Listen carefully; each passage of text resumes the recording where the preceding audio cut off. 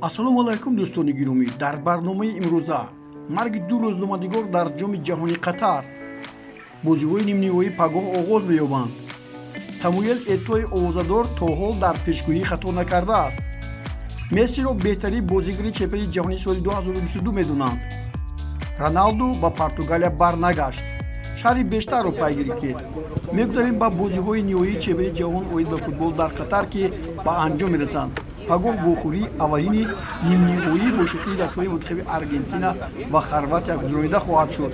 Аргентина дар бозии чорякниҳоӣ бо Нидерландия дар вақти асосӣ натиҷаи 2-2-ро бар ҷой гузошт ва дар зарбаҳои баъди бозӣ бо ҳисоби 4-3 пирӯз гардид.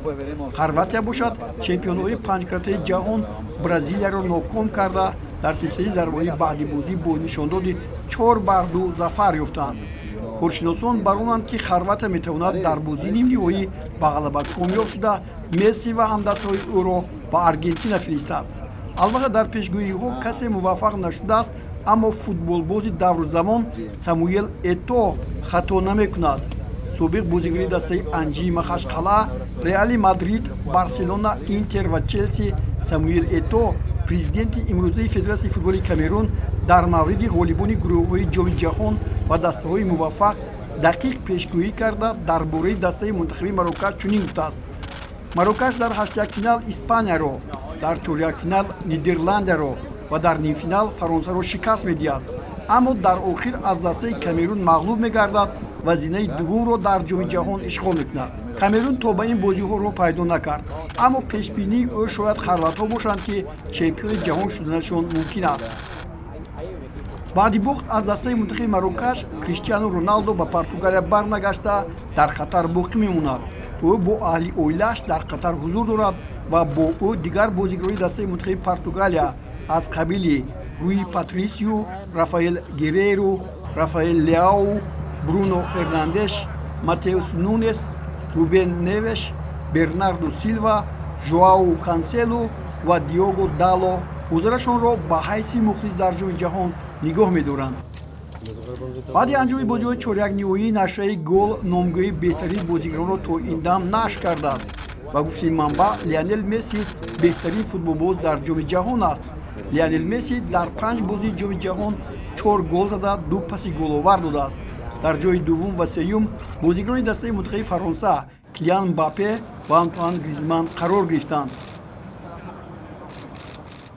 Такого еще не было. Формула 55 дает старт самой масштабной акции и разыгрывает для тебя 255 тысяч самани и дополнительные денежные призы. Розыгрыш проходит с 18 ноября по 18 декабря 2022 года. Только на сайте formula55.tj. Участником акции может стать каждый. Подробную информацию о мега-акции можно узнать на сайте formula55.tj или по номерам 5500.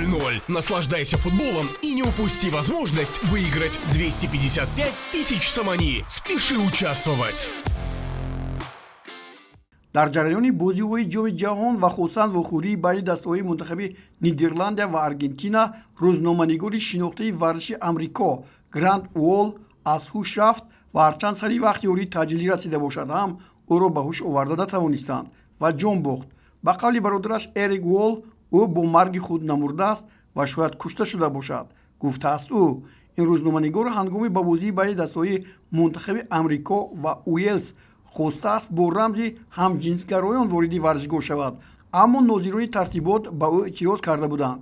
дар ин бора маълумоти дақиқи дигаре дастрас нашудааст. рӯзноманигори дуввуме ки ба марг гирифтор шуд, ин аккоси рӯзномаи Алқас ТВ Халид Алмусаллам мебошад. ӯ аз сактаи дил ҷон бохтааст ва дар ин бора низ маълумоти дақиқе дастрас нашудааст. инҳо буданд он хабарҳое ки мо мехостем ба саҳми шумо расонем.